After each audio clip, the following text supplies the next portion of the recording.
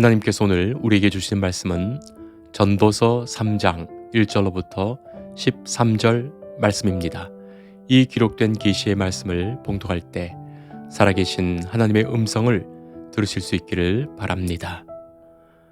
범사의 기한이 있고 천하만사가 다 때가 있나니 날 때가 있고 죽을 때가 있으며 심을 때가 있고 심은 것을 뽑을 때가 있으며 죽일 때가 있고 치료할 때가 있으며 헐 때가 있고 세울 때가 있으며 울 때가 있고 웃을 때가 있으며 슬퍼할 때가 있고 춤출 때가 있으며 돌을 던져 버릴 때가 있고 돌을 거둘 때가 있으며 안을 때가 있고 앉는 일을 멀리 할 때가 있으며 찾을 때가 있고 잃을 때가 있으며 지킬 때가 있고 버릴 때가 있으며 찢을 때가 있고 꿰맬 때가 있으며 잠잠할 때가 있고 말할 때가 있으며 사랑할 때가 있고 미워할 때가 있으며 전쟁할 때가 있고 평화할 때가 있느니라.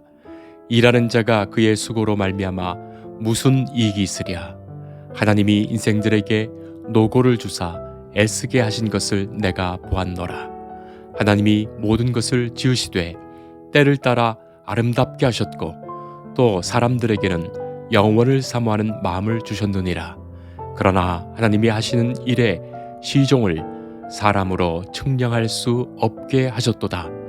사람들이 사는 동안에 기뻐하며 선을 행하는 것보다 더 나은 것이 없는 줄을 내가 알았고 사람마다 먹고 마시는 것과 수고함으로 낙을 누리는 그것이 하나님의 선물인 줄 또한 알았도다. 아멘.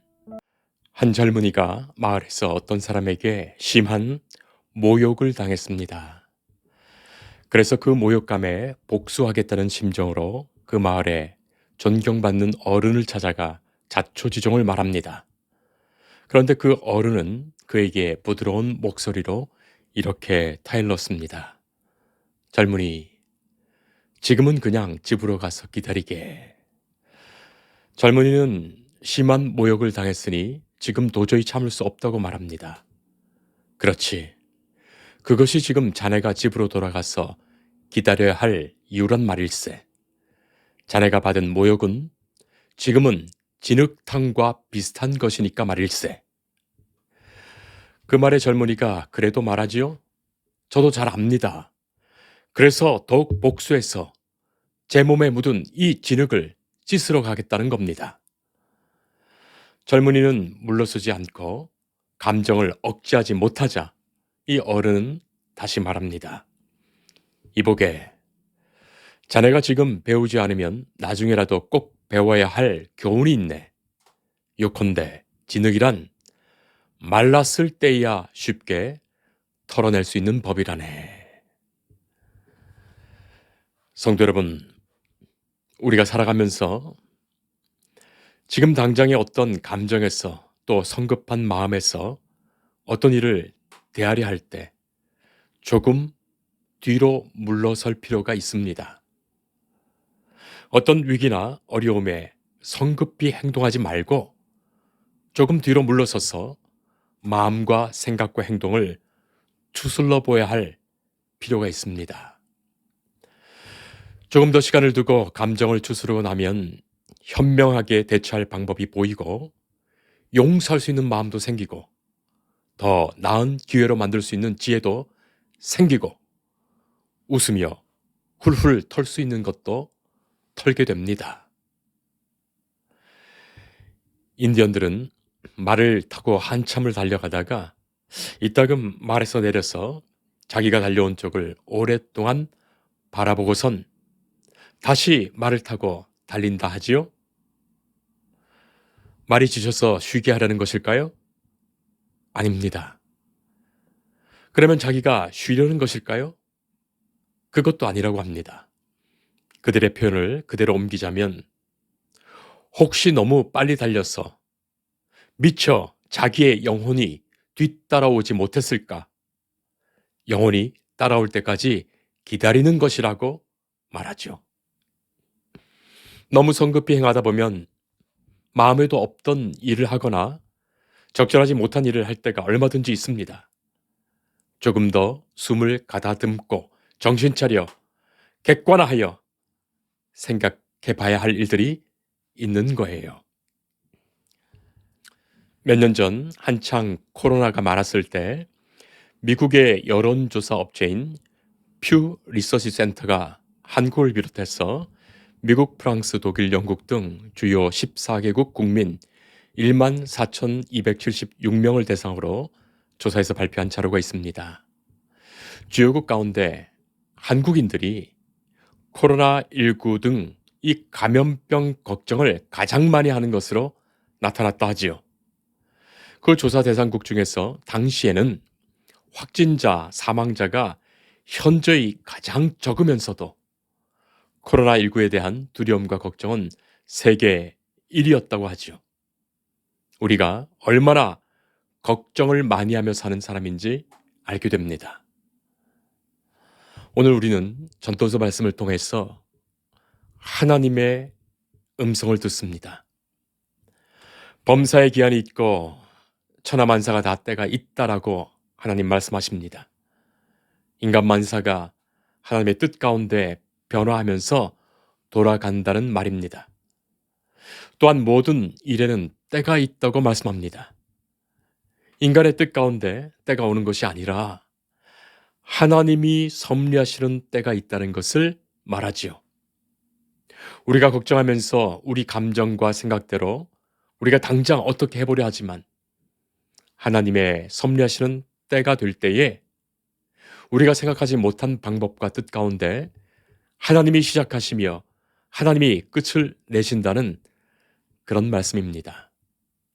11절을 보면 하나님이 모든 것을 지으시되 때를 따라 아름답게 하셨고 또 사람들에게는 영원을 사모하는 마음을 주셨느니라.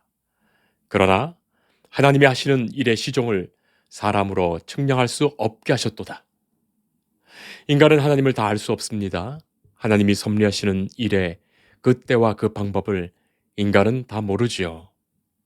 더구나 동물과는 다르게 내일을 생각하고 영원을 생각할 수 있는 인간은 스스로 측량하려고 걱정 근심을 하고 헛된 수고와 노력을 다하지만 결코 그것을 이루어 가시는 하나님의 방법과 그 때가 이르게 될 때까지는 다 알지 못하는 거예요.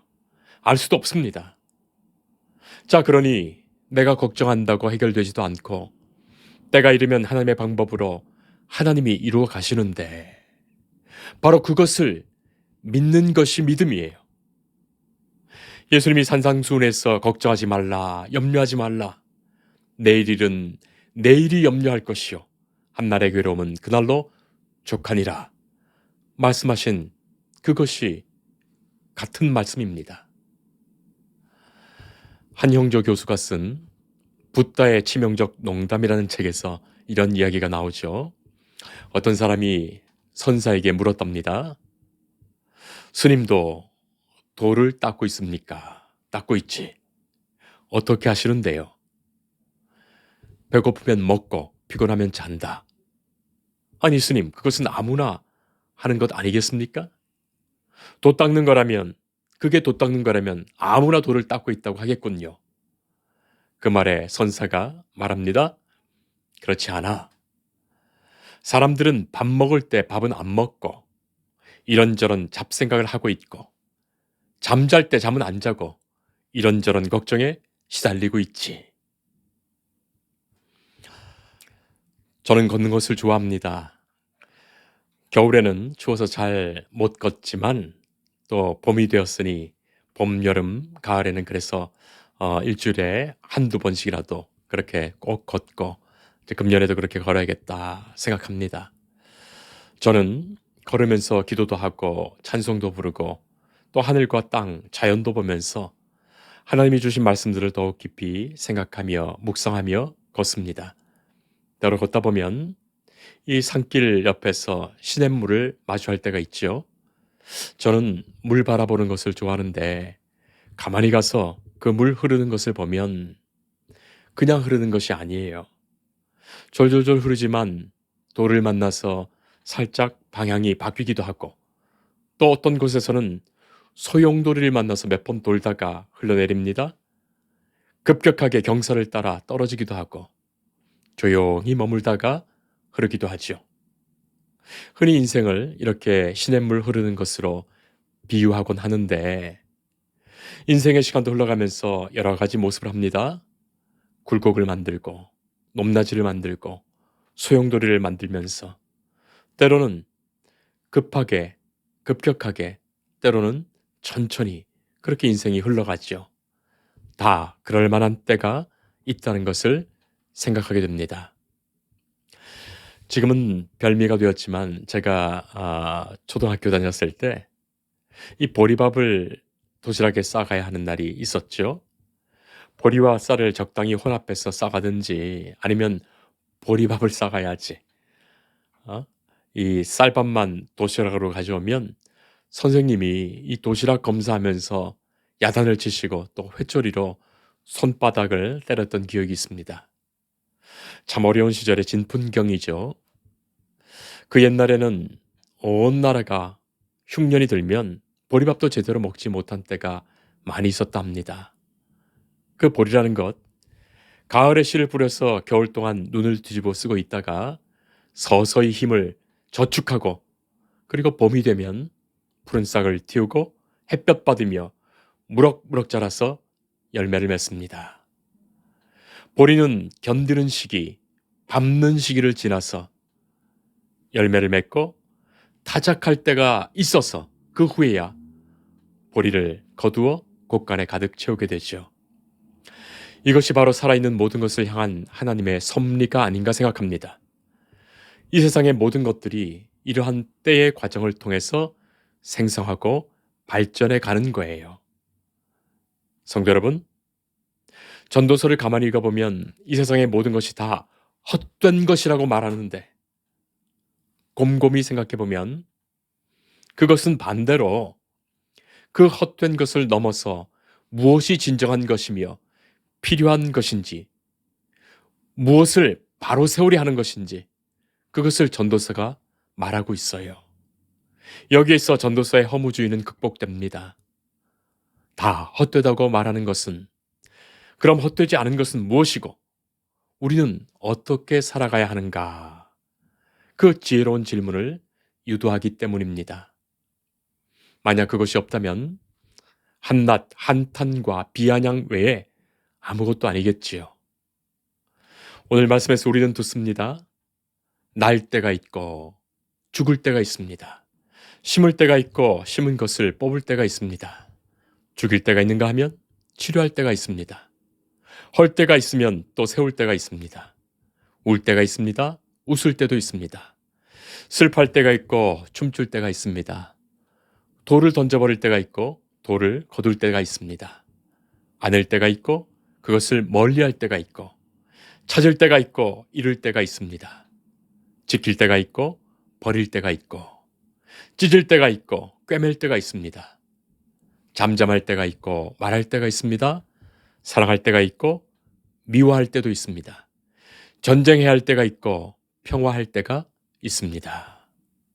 자, 그러니 그때마다 그때에 맞게 살아가는 거예요. 다 그때가 있어서 그때에 맞는 일이 오는 겁니다. 그러니 조바심 부리지 말고 너무 서두르지 말고 하나님이 시작하시고 이루시는 그때를 기다리라는 거예요. 그래서 구절 말씀을 보면 일하는 자가 그의 수고로 말미암아 무슨 이익이 있으랴. 우리가 일한다고 하더라도 우리의 수고를 다한다 하더라도 우리의 생각이나 예상대로 딱딱 들어맞아서 어떤 결과, 열매를 맺히는 것이 아니라고 말씀하시지요. 그럼에도 하나님께서는 우리에게 노고를 주시고 애쓰게 하십니다. 그래서 수고하며 애쓰며 열심히 일하는 중에 결국 하나님께서 알게 하시고 깨닫게 하시는 것이 있다는 거예요. 여기에 지혜로운 말씀이 있습니다. 12절에 사람들이 사는 동안에 기뻐하며 선을 행하는 것보다 더 나은 것이 없는 줄을 내가 알았다. 바로 그것이죠. 우리의 노고가 많고 수고를 많이 해도 또 애를 많이 쓰고 결국 하나님께서 알게 하시는 것. 그래서 다 내 뜻대로 되는 것이 아니구나. 내 판단과 예상대로 되는 것이 아니구나. 그리고 이 모든 일로 하나님께서는 선을 이루어 가시는구나. 그것 알게 하시는 거예요. 합력하여 선을 이루신다는 하나님의 그 말씀의 역사를 알게 하시는 거예요. 그래서 선하신 하나님과 더불어 선을 이루며 살도록 하십니다.